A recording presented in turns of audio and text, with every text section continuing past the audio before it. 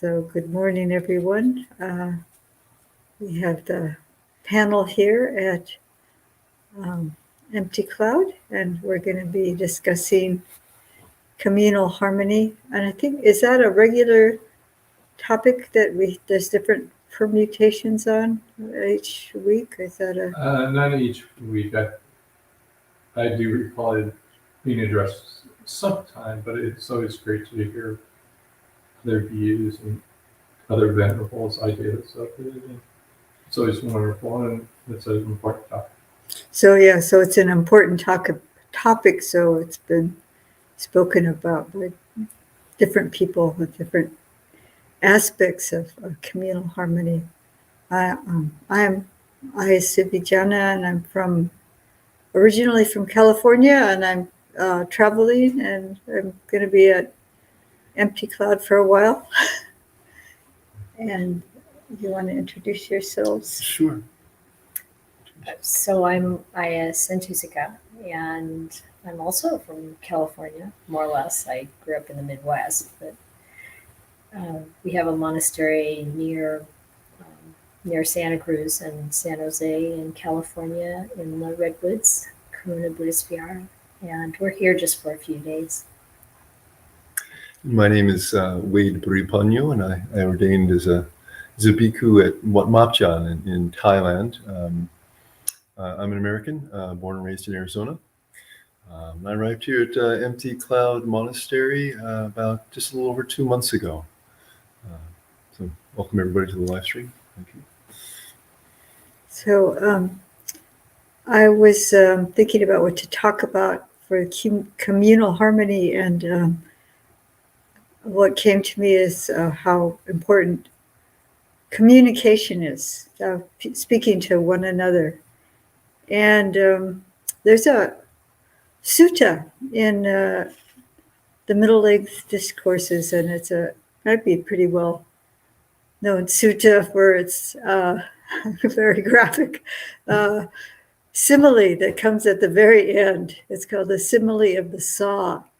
But within that, I see smiles on people's faces and responses. So quite a few people know that simile. But through the course of that simile, the Buddha speaks about 5 courses of speech. And the simile started out with this monk that was, we had said he was associating too closely with the bhikkhunis, and he'd get angry if anyone said anything against the bhikkhunis, whether it was wrong or right. And so much so it was causing a disturbance among the Sangha. And then the bhikkhus brought this issue to the Lord Buddha, and the Lord Buddha says, "Is it true that you're doing this, associating too closely and causing," I'm just paraphrasing, but causing a disturbance? And then the monk says, "Yes, Venerable Sir." And what is really beautiful about that is that the Lord Buddha didn't make an assumption based on what the other monks were saying. He questioned this monk in front of the assembly. And then he started giving a teaching, first to the monk and then to the whole assembly, because I think the whole assembly was kind of stirred up and getting upset. So the 5 courses of speech have to do if someone addresses you, however another person addresses you, and it may be timely or untimely, true or false, gentle or harsh, and beneficial or harmful. Let's see, do I have all? And then spoken with a heart of loving kindness or with inner hate. So I didn't count on my fingers. Is that all 5? So, okay. Let's see. I have it written down here, so I'll repeat it. And the Lord Buddha repeats this again and again and again throughout this teaching. If you read that sutta, it's in the Middle Length Discourses. It's number 21. the simile of the saw. So you'll see again and again, he's saying this. He says, when others address you, your speech may be timely or untimely, true or false, gentle or harsh, connected with good or harm, or beneficial or harmful. That can be translated a number of different ways. It also connected with the Dhamma or the goal. Spoken with a mind of loving kindness or inner hate. So no matter how they address you, he said that your mind should remain unaffected, and you should utter no harmful words, and you should have compassion for that person's welfare.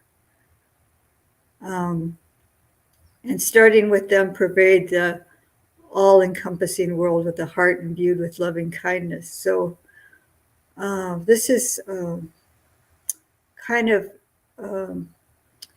preparing the mind, no matter how people speak to us, that we won't respond harshly. We won't have hatred towards them, and that'll impact our response to them. And it's interesting because it says either timely or untimely, true or false, gentle or harsh,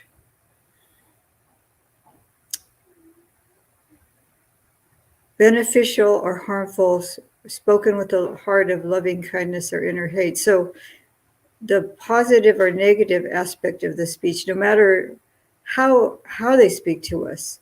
So it's not just the negative aspects that we have. The mind is not shaken. The mind is not affected by that. And then that way we can see things really clearly. I mean, somebody may be speaking to us in an untimely manner, and says just really bad. What would be untimely would be just the wrong time of day, like we're really busy and we got 20 things on our mind, and it's just not the appropriate time to be speaking to us. Or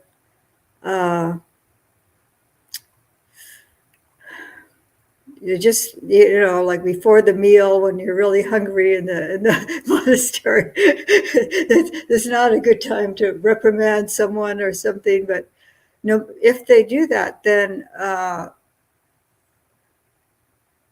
we can prepare our minds and think, okay, this is not a timely,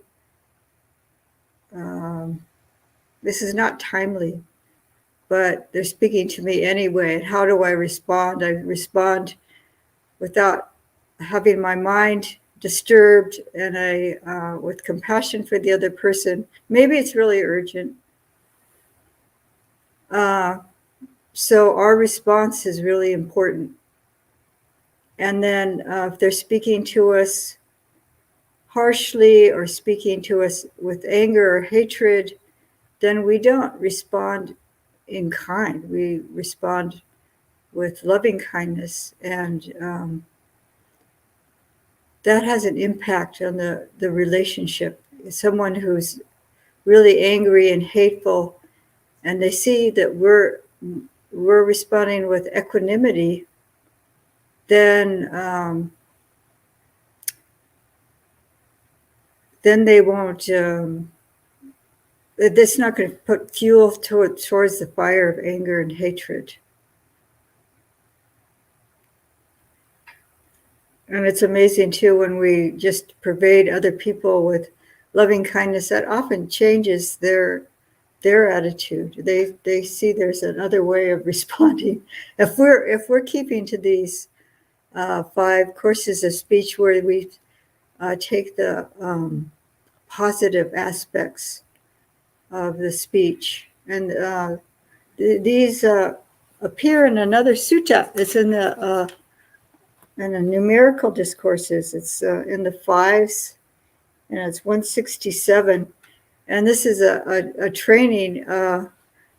If somebody needs to be reprimanded, or you need to speak directly about some issue to another person, you use the positive aspects of the 5 courses of speech, and so it's a training. So this is how we should train ourselves. I will speak at the right time, not at the wrong time. I will speak truthfully, not falsely. I will speak gently, not harshly. I will speak beneficially, not harmfully. I will speak with loving kindness, not with inner hate. So we approach people with kindness, with honesty, and be sensitive to timing, then our interactions with people will be more harmonious. And we just also, if we're developing loving kindness, compassion, and equanimity, and also altruistic joy, then all our interactions with people will be more harmonious. So that's, I'd like other people to be able to share, and maybe they have some other aspects of harmony with others. This is kind of our direct contact with people and community. And I think it's a big part of how to be harmonious is to communicate well.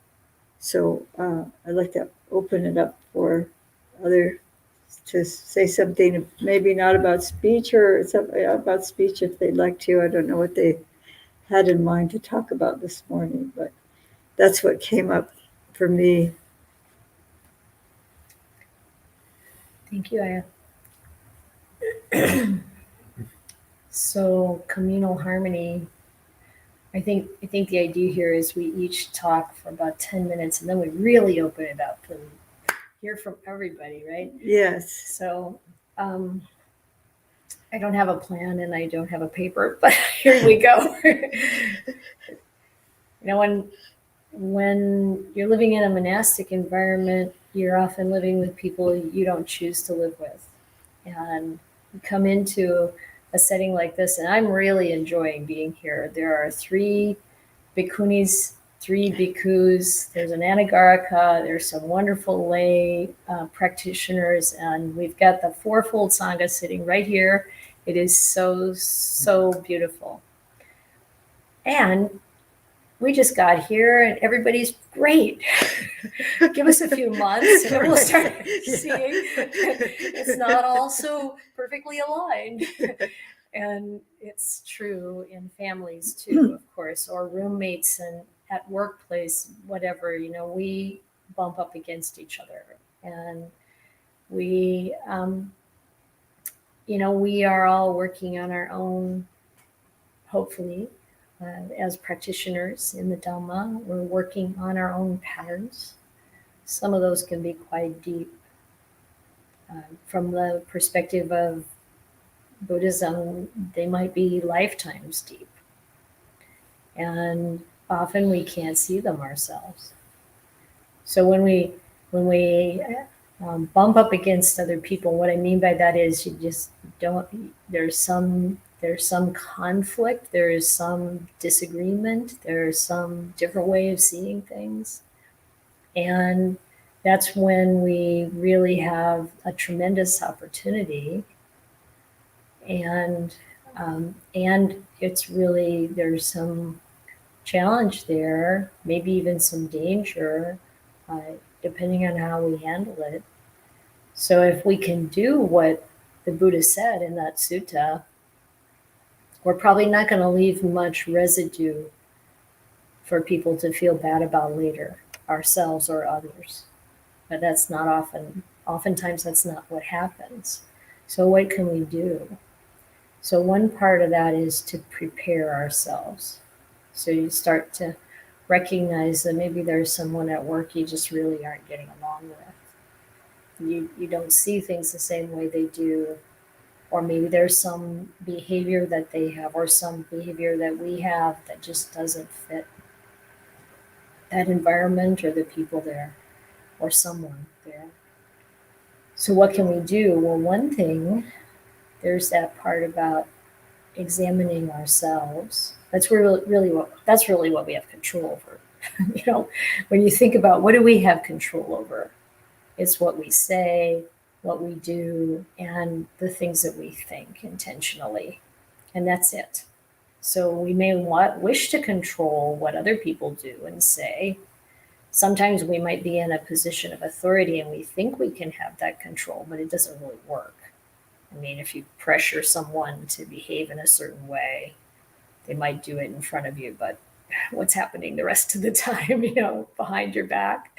So you don't want that. You want to be able to we want to be able to work with our own minds, our own behaviors, and we want to be able to be open and caring, like it said in the sutta, and kind and honest, truthful. It's a tall order. It's getting taller, right? But to be able to know how to really talk about these difficult things, work through them. And the Buddha gave some good advice about, like, what do you do when you have to talk to somebody about something that they're doing that's bringing trouble into this community? Or what do we do when we find that we ourselves are doing something that brings disharmony to the community? So when we're talking with someone else, so first of all, if someone's upset, the best thing to do is to really listen to them. Try to understand what they're experiencing, where they're coming from. Listening goes a long way. And if we have to speak to someone, the Buddha said if we're going to tell someone about their behavior, he said, first and foremost, look at yourself and make sure we're not doing the same thing. Because oftentimes what we're seeing out there that's irritating us is also something we might be doing ourselves. So looking at that. But then this idea of how to come to it with loving kindness. So that means really working through what we're feeling to as much as we can before we talk about it, to really try to come to at least a place of balance, equanimity, before we confront someone. And when we do that, that is really challenging because we might feel irritated or angry. To really be able to work through those feelings. And that gets more back to, like, how do we change? What do we do internally to really come to a place of balance, of kindness? And a lot of that is really being willing to stay present with our own feelings. And this comes back to the Buddha's most fundamental teaching, the first three of the Four Noble Truths.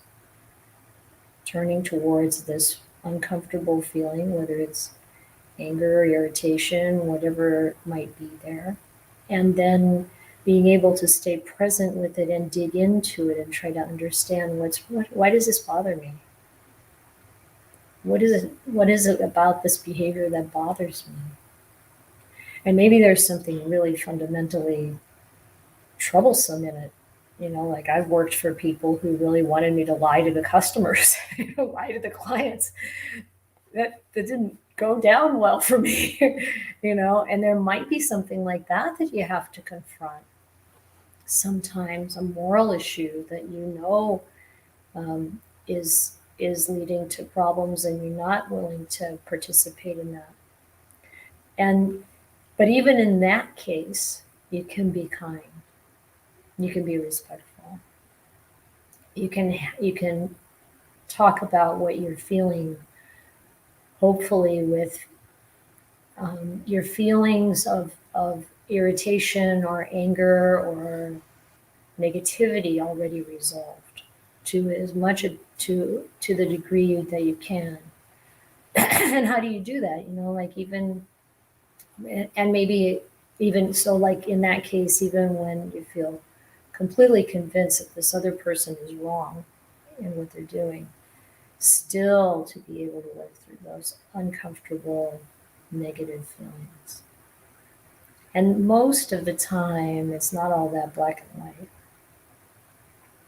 We might feel like there's something that's really off or really upsetting, might be really upsetting to us, but from the other person's point of view, maybe, the way they see it, it's not a problem.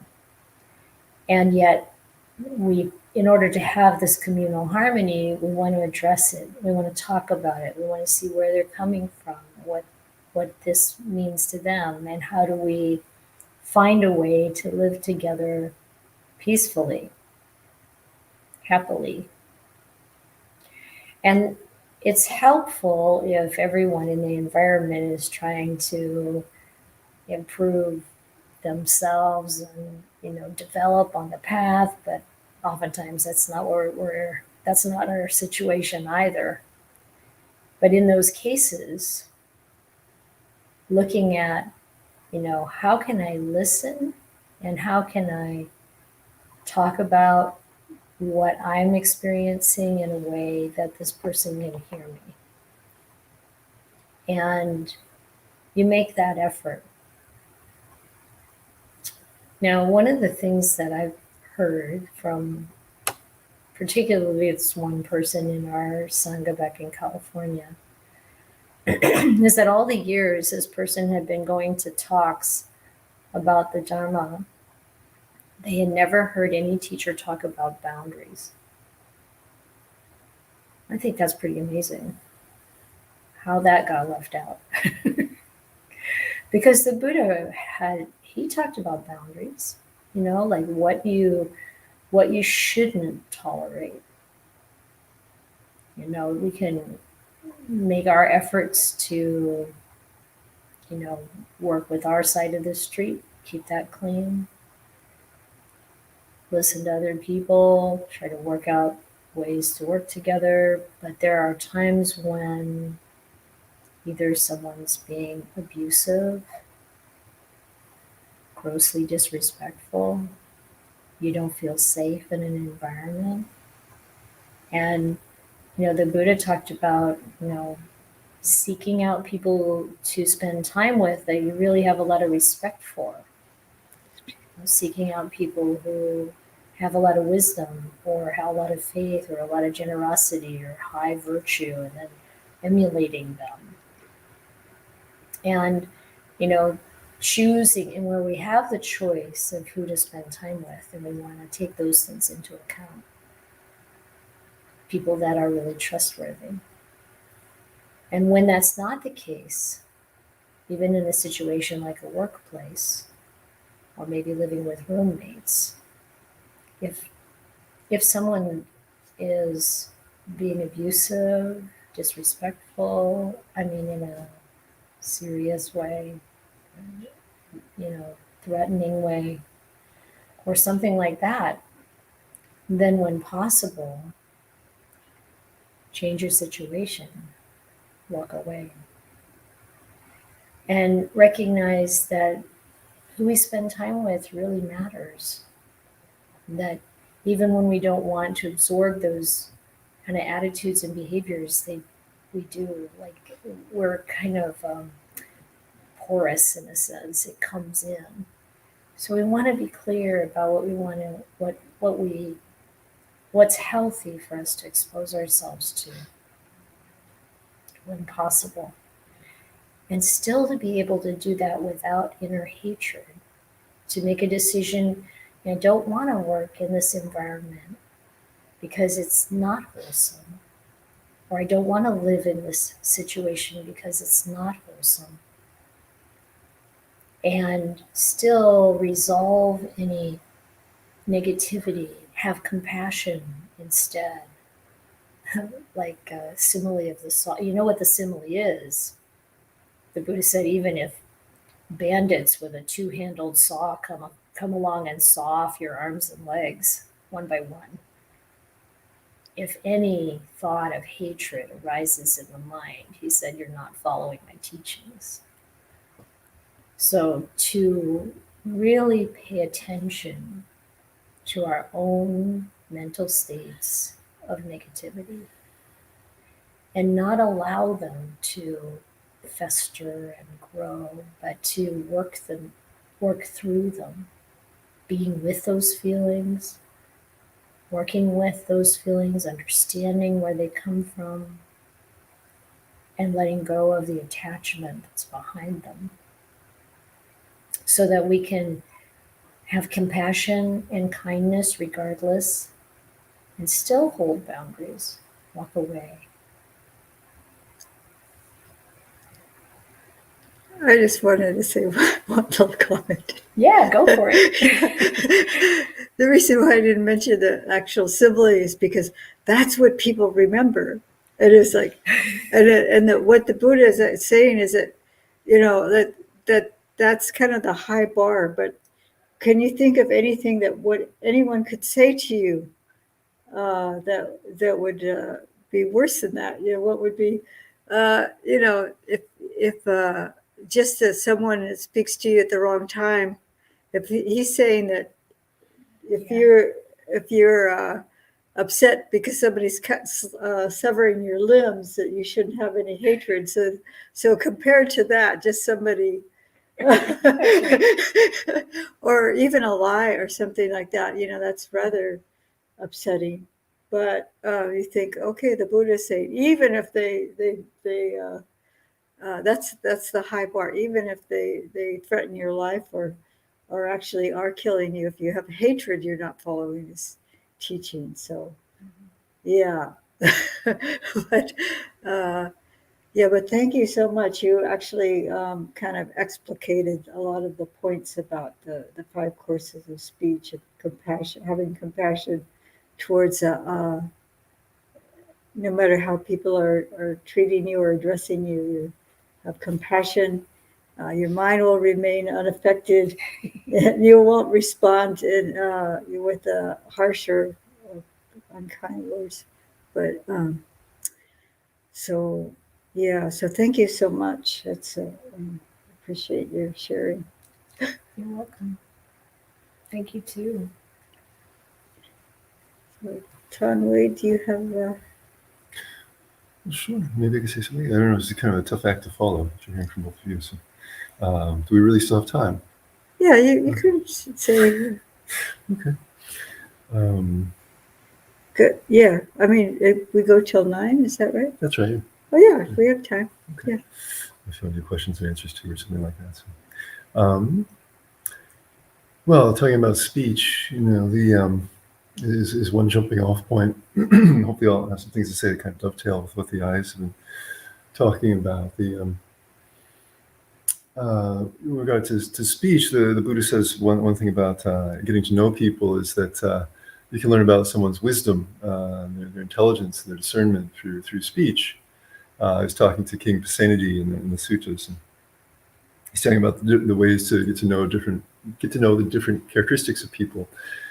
And he says, so you have to know them for a long time to get to know them. You can't know what someone is like in a short time. It takes a long time to get to know them. And if you want to know about their wisdom, their discernment, and their intelligence, you have to do so through speech. There's some aspects of that he doesn't touch on in the sutta. You have to, if you're going to try to learn about someone's intelligence through speech, then you have to be talking about something that you're both somewhat knowledgeable about and informed about, of course. And you yourself also have to be intelligent. So there's a couple of aspects. King Pasenadi probably was quite discerning already, so the Buddha knew that and didn't need to tell him.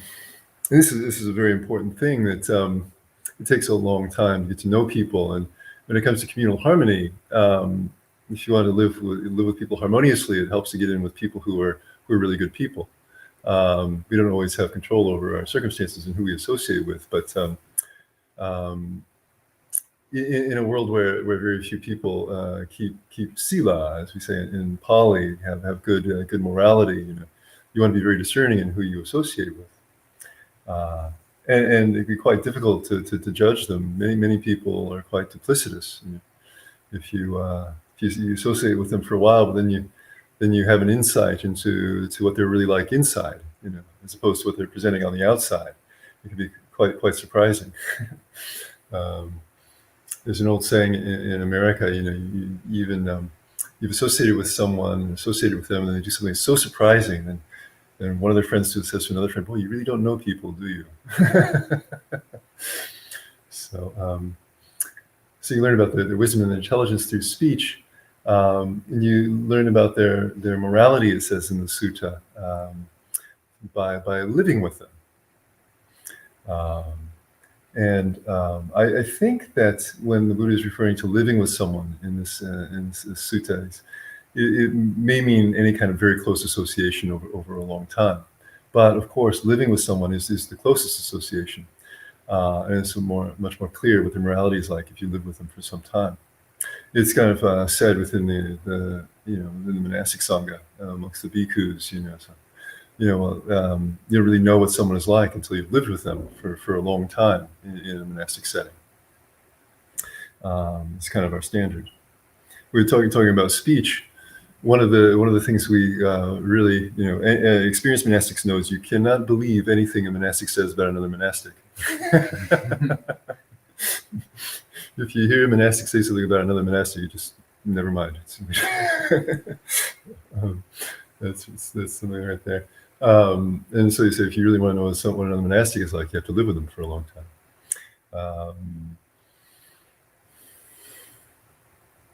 Well, it reminds me of something quite serious, quite difficult. We talk about communal harmony, and communal harmony can be. There are times we have quite lovely community harmony, and things seem quite heavenly. I remember some monastic situations finding that, and boy, it just seemed like life couldn't get any better, and you're living in a heavenly Dharma realm, in some monasteries, everyone gets along so well. But also in life, it is quite surprising how dark things can get.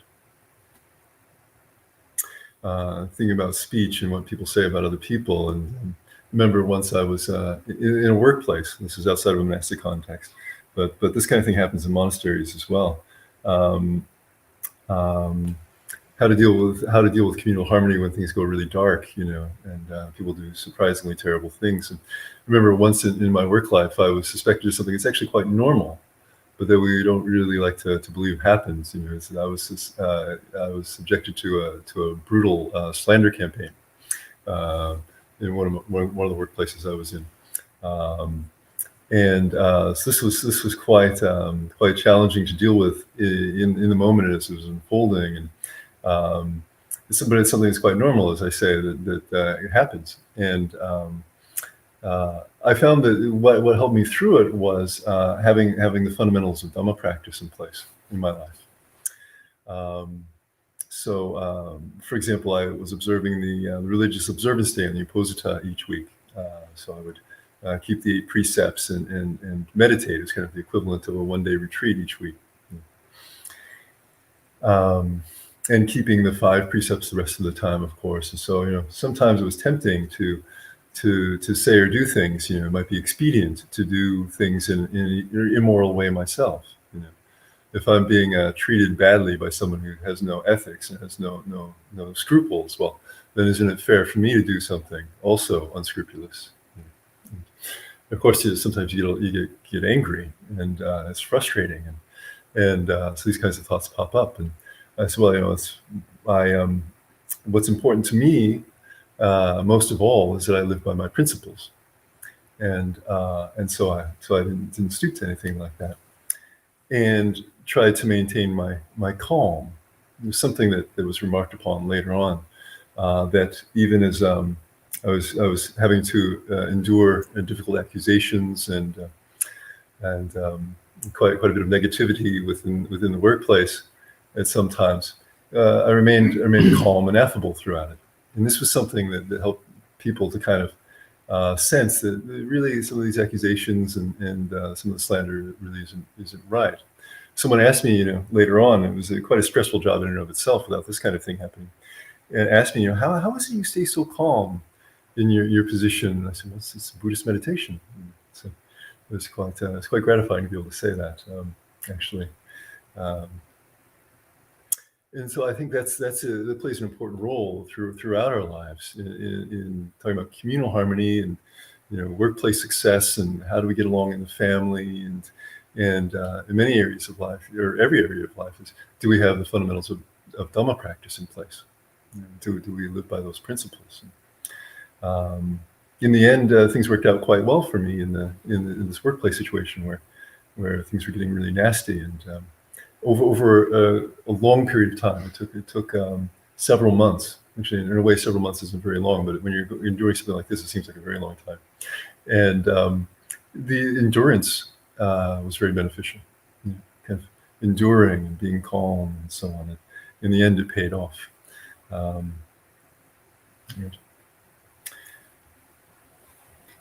Seeing smiles. Great. Okay. What, I didn't know what you did.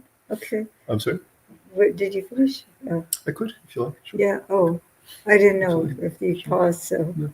yeah. So that's quite beautiful. Yeah. Thank you. So that's that inner calm that the Buddha was talking about, and compassion for oneself. I think compassion for oneself as well as the other people that are, being corrupted in a work environment, or acting in a corrupt way. It's not that what they're doing is correct or right or, by any means, but that the fact that they're driven to that, to have compassion for them. Mm-hmm. So we have some questions here. I could read. Do we want to start with the one I see on top? Oh, is it a touch? It's not a. So I don't want to touch it. I think the other ones are just greetings. So there's a question on the top. And then it says, Venerables, could you speak about cultivating mudita in community? Also read a book on, I read a book on metta that told us not to spread metta to the opposite gender. Can metta be boundless if we exclude anyone? Oh, I can start with that last part. When you choose a person as an object, a specific person, then there was some assumption that you might be attracted to somebody of the opposite gender. But I think it's more that somebody that you might be sexually attracted to. If you're starting out doing the metta bhavana, you're learning how to cultivate this feeling of loving kindness. You don't want to confuse it with sexual attraction. So you might take somebody that you wouldn't be attracted to, but you just have a feeling of love towards, like your grandmother or somebody. And they also say somebody living, because you're wishing for their well-being and so on. So like in a real sense, wishing them well. So you might start with individual people, and then starting with yourself, and then somebody who's dear but not provocative of lust, and then go to somebody that's more like an acquaintance that you don't have too much of a attachment to in any way, and then somebody who they call the enemy.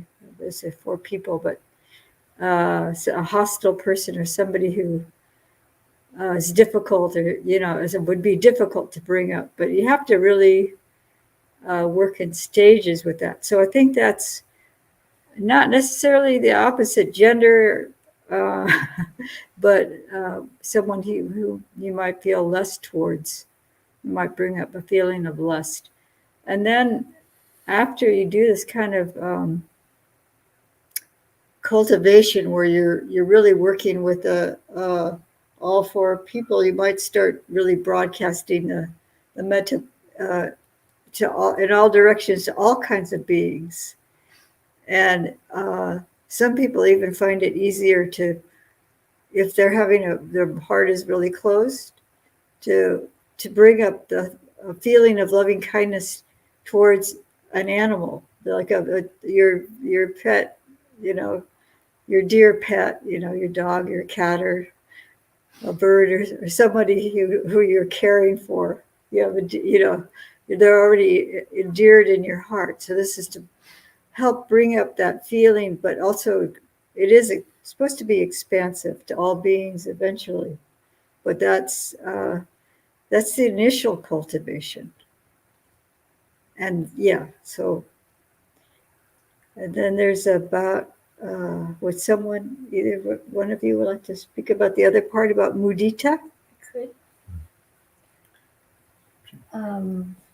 So I've been, usually when I've heard people talk about mudita, it's kind of like, oh yeah, this is the antidote to jealousy. So you don't, this, bringing up an appreciation for something good that happens to someone, particularly useful when they've just gotten something you wanted, that promotion or something like that.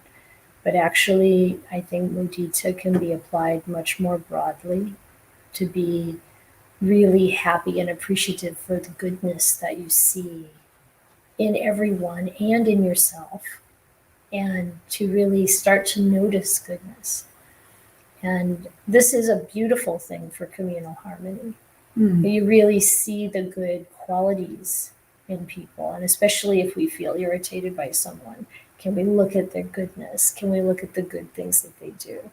Everybody's got some of both, and we feel irritated about things we have trouble with, and so everybody's got things they have trouble with too, and so using that Brahma Vihara as a way to really highlight what's good, what's wholesome, what's beautiful about people, their morality, their generosity, their kindness, their wisdom, their compassion, and so on. Thank you. Yeah, that's really excellent. Considering their goodness, rather than that, we have a habit of focusing on the negativity. But we do that to ourselves too. Yeah. And if we focus on our own goodness more, then more of it comes forward. Yeah. Thank you. So we have another one here. Oops. How do I switch? I hide that one. Oh, I'm not sure you need to. Okay. Well, yeah, it wasn't it wasn't switching over. Okay. And then it says, I could/should try to get out of harm's way just without hatred. Does the Buddha teach ways to summon strength and courage without anger or hatred? No, I'm sorry. So I didn't quite catch the question. I can't see it. It says, I think they think that they should get out of harm's way. It's actually in one of the suttas talking about avoiding harm. So if we can get out of harm's way, we should. But how do they do it without hatred, I think is the question. Just without hatred. And then does the Buddha teach ways to summon strength and courage without anger or hatred? So responding, if someone's attacking me verbally or whatever, how do I bring up strength and courage, but not it being tinged with hatred or anger? Sure. Okay. That's what I'm getting from that. Yeah. Because when you text, you only, it's hard to put in all the details. Right.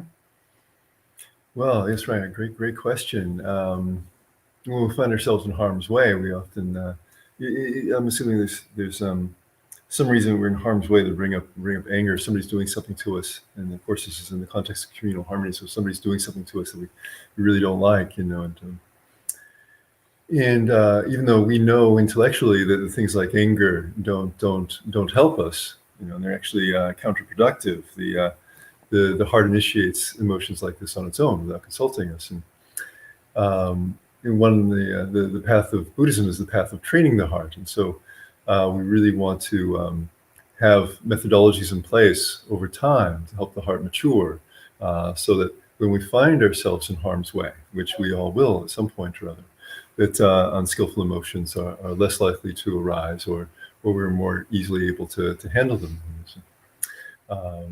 We'll find ourselves in harm's way when it comes to old age, disease, and death, of course, as well. And so we can look at our path of practice as a training for this also.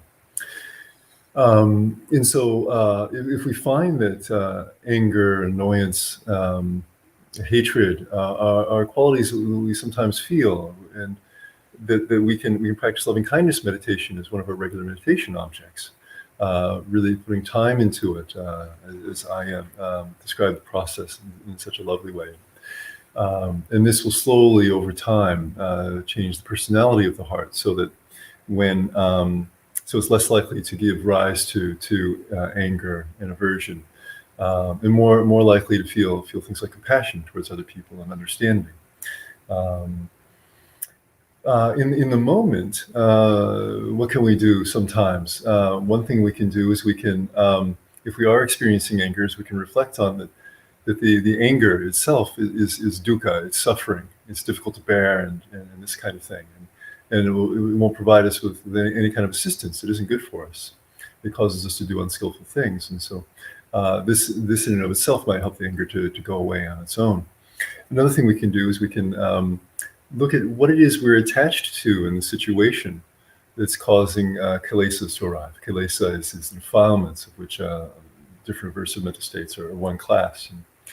And, see, what is it I'm attached to? And sometimes just recognizing that, can help us to let go, help the heart let go of it, so it doesn't generate these kinds of emotions. So, for example, I was describing a slander campaign before that I was having to endure, and if I stopped and thought about it, well, what I'm attached to in this situation is I'm attached to other people liking me, or thinking good thoughts about me, or holding me in esteem, or something like this. I'm emotionally dependent on this. If I looked at this in a moment, I might realize this and see, well, if you recognize that, then the heart is quite likely to let go, because we know that people aren't always going to esteem us, they're not always going to think well of us. And so being attached to that, it doesn't really help us, it doesn't make any sense. And so the heart will let go, and the defilement will go away. We can also think about how impermanent the situation is. One way or another, this too shall pass, and we've gone through many dangerous times in our lives and had to endure a lot of difficulties. And then when we look back on it, we see, okay, we made it through, and now we're okay. We had a negative experience for a while, but sooner or later, all negative experiences have to change. And afterward, we'll have learned some things, and we'll have, as long as we keep our precepts and this kind of thing, we'll have more and more spiritual virtue inside of us. And so we'll walk away with a profit from it. So May I add something? thank you. Of course. Throw something in here. So obviously, like I said, you can't put a lot into the very short message, but you're asking about, does the Buddha teach about how to develop strength and courage? And I'm thinking of situations that might be pretty dangerous. Like if you're living in a domestic violence situation, for example, something like that, or whatever it might be. And I think that Bhante hit upon with this idea of what am I attached to, starts to get into this area of how do you really develop strength and courage in those situations. And a large part of it is letting go of, I mean, this is a hard one, right? But letting go of this sense of self as much as possible. And really, as he said, working with our values, our moral virtue, and working with the Dhamma. So when we're feeling very threatened, or maybe we are really in danger, recognizing that there can be a lot of things we're attached to that keep us in that situation. And like Bonte said, letting go of those things, recognizing what they are, recognizing that practicing and keeping ourselves safe and keeping others safe is what's important. And to do what we can to come to a place of really following our values, the values that are laid down by the Dhamma. And then we come to a point where we do have that courage and strength, because we know that to continue to practice in a good way, to continue to have safety, maybe in some cases for ourselves, for our children, maybe, that you really are able to take steps that you wouldn't otherwise be able to take. And of course, I have no idea what your real situation is, but I think that idea of sticking with the Dhamma, that's what gives us strength. Really understanding what's morally upright and following it is what gives us courage. And I just to add just a tiny bit to that is that when you're talking about domestic violence, to be using the discernment of this is the time I need to leave. Like in a situation like Tan Wade was describing, that he could just endure slander, but if somebody's physically harming you or psychologically harming you in a relationship, to have the courage and strength to know this is the time to leave. I tried, we tried counseling or whatever, Tried everything I could do, and then this is time to leave. And so and it's complicated. yeah, It's clear that it's not easy in a lot of cases to leave, and we need to look for good friends. I like Mr. Rogers, how he would tell the kids, look for the helpers. We can get help and friends to help bolster that courage and strength and safety when we're in situations that are really, really dangerous. I think perhaps also the one last little tidbit is over the long term, learning about and recollecting the stories of success that other people have had in being courageous and taking risks, that they really had to take, but then seeing how they will work out. This is something that the monastic Sangha we do, and we were studying the biographies of the saints and the biography of the Buddha. He went all the way outside of society all on his own, kind of thing, and lived on the edge, and he succeeded. And I think this can be helpful to us in life in general, as we're learning stories from within our families and amongst our friends, and reading the biographies of successful people about how everyone has to take risks sometimes. And as long as our intentions are pure and we're really trying to do something good, that things will work out for us. thank you. Yeah. Well, it's about, we've got maybe a few minutes. Do we go to it? This one is, thank you. I also wanted to say that having love and compassion in that kind of situation, it's a compound word, means getting help and friends will happen sooner.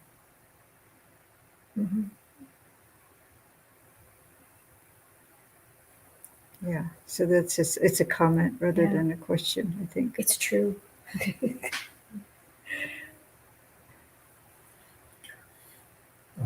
we have another look short? Let's see. I have to scroll down. Is that it at the end? Looks like it, I guess so. Right. That's the end of it. So that's probably good. Yeah, compassion, loving compassion for ourselves and others is really important. And then, I love that. Mr. Rogers. So that we can learn a lot from We can learn a lot from Mr. Rogers. Mr. Rogers. He had the Dhamma. And then it says there's a little bit. Oh, it says, I would love to hear more about the Buddha's views on boundaries, even if it's in another talk. Yeah, that might be a good. I'm actually going to give a day long on it on the 20th of May. Oh, okay. And it'll be hybrid, so people can tune in to any part of that if they want. So you could go to the Karuna Vihara site and KarunaBV.org. And then you can see, and then it'll be recorded also. Yes. So if you can't see it live, and that's at California time. Yeah, California time, and it'll start at 9 in the morning and go till about 3:30, 4, something like that. What was the date? May 20. May 20th. So Isn't it? 21. Well, you can go to the site to get the. Yeah, look at the website. Look at the homepage there. It'll be clear. Okay, so I think that's about it for our time. Yeah, I think that's about it. Yeah. So thank you, everyone, for your kind attention. And we didn't give the people here live a chance. So I don't know if there was one brief comment or, yeah. Can we offer a sadhu? Sadhu, sadhu, sadhu. Do we usually close by bowing to the Buddha? Can say goodbye. Goodbye, everyone. Okay. And you can, if you like to bow to your own Buddha image, we're going to close and bow ourselves here. So Take care, everybody. take care. Thank you for your kind attention. They also, even if there's multiple monastics up, we usually bow to the monastic.